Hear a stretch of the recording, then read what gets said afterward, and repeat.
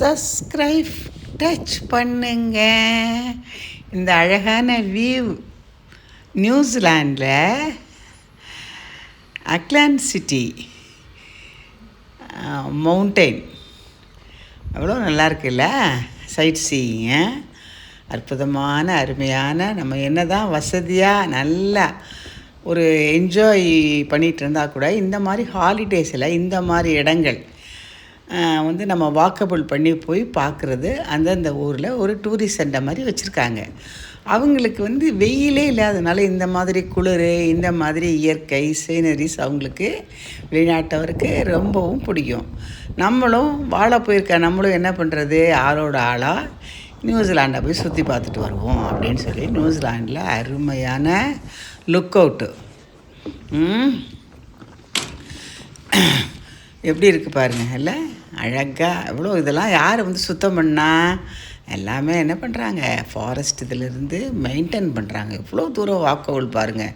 மறுபடியும் திரும்பி வர்றதுக்கும் ஏற்றமாக தான் இருக்கும். ஓகேவா? இதெல்லாம் போகையில் நமக்கு என்ன தோணுது, நம்ம வந்து ஹெல்த்தியாக இருக்கோமா, மெடிக்கல் செக்கப் மாதிரி நம்ம இதுக்கெல்லாம் நம்மளால் உடம்பு ஒத்துக்குவோம் அப்படின்னு சொல்லி ஒரு நமக்காகவே ஒரு மனசு ரீதியாக எல்லோரும் பாருங்களேன், எல்லோரும் யாரும் ஒருத்தர் அவங்க அப்படி போட்டிருக்காங்க, இவங்க எப்படி ட்ரெஸ் பண்ணியிருக்காங்க, ஒருத்தரெல்லாம் குறுன்னு நம்ம நாட்டு மக்கள் அதெல்லாம் வந்து கற்றுக்கணும். வெளிநாட்டவர்கிட்ட இந்த மாதிரி வெல் டிசிப்ளினை. இது மறுபடியும் இது எந்த இடம், நியூசிலாண்டில்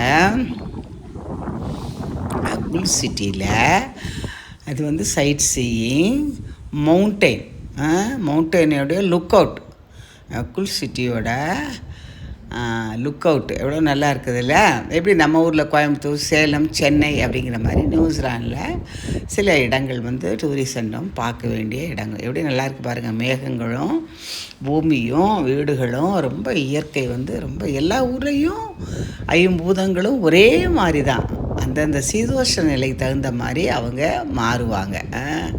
ரொம்ப அப்படியே பார்த்துட்டே போகிறப்ப நீங்களும் அப்போ தான் கூட வாங்க. இதை பார்க்கையில் இந்த New Zealand Auckland city side seeing look out mountain அப்படின்னு நினச்சிட்டு பார்த்தாலும் நீங்கள் வேணுங்கிறத நம்ம நினச்சி பார்க்கணும். எங்கே போனாலும், எந்த விசேஷத்துக்கு போனாலும், கோவிலுக்கு போனாலும், நம்ம திங்கிங் குளித்தாலும் தூங்கினாலும் நம்ம திங்கிங் நமக்கு கரண்ட்டில் என்ன பிரார்த்தனை இருக்கோ நமக்காகவோ மற்றவங்களுக்காகவோ நம்ம ப்ரேயர் பண்ணிக்கிட்டே இருந்தால் அது நிச்சயம் நடக்கும். அவ்வளோ ஃபாஸ்ட்டாக பாருங்கள், நல்லா இருக்குல்ல, ரொம்ப அருமையாக இருக்குது. அற்புதமான ஒரு தருணம். இதை பார்த்துட்டே போயிட்டுருக்கையில் நம்ம என்ன பண்ணலாம், பிளாக் ஹோல் பீச் அதை பார்க்கலாம். ரொம்ப நல்லா இருக்குது பாருங்கள். அது பிளாக் சாயில் பீச். அப்போனா பிளாக் சாயில் பீச்னால் என்ன, அந்த மண் வந்து சாயில் மண் பிளாக் கருப்பாக இருக்கும். நம்ம ஊர்லெலாம் மண் எப்படி இருக்குது, ஒரு செம்மண் நிறமாக இருக்கும்ல, லைட் கலரில். அந்த ஊரில் அதுக்கு தான் இந்த கடலுக்கு பேர், இந்த இதுக்கு பேர் பிளாக் சாயில் பீச் அப்படிங்கிறது. இதெல்லாம் பார்க்கையில் அப்போ தான் கல்பாக்கத்தில் இருந்ததுனால அந்த பீச் இன்ட்ரெஸ்ட்டு அவ்வளோ இருக்காது. ஏன்னா பீச் ஓரம்தான் எங்களோட வாழ்க்கையே. கிட்டத்தட்ட ஒரு 40 இயர்ஸ் வந்து கல்பாக்கத்தில் பீச்சில் தான் அவ்வளோ நீட்டாக இருக்கும், அவ்வளோ நல்லா இருக்கும். ஆனால் பீச்சுக்கெல்லாம் யாரும் ரொம்ப வரமாட்டாங்க. யாராவது நம்மளை மாதிரி வெளியூரில் வந்தவங்கள பார்க்க கூட்டிகிட்டு போகிறா தான் தெரியுது. அந்த மண் கருப்பாக இருக்குது. எவ்வளோ நல்லா இருக்குது பாருங்கள். அருமையான ஒரு நல்ல ஒரு சீதோஷ நிலை. கடல் வந்து ரொம்ப அமைதியாக, அலைகள் வந்து ரொம்ப அமைதியாக வந்துட்டு போயிருக்கு. அப்போ தாக்குன்னா அவ்வளோ பிடிக்கும். அந்த தண்ணிக்குள்ளே ரொம்ப தூரம் போகக்கூடாது.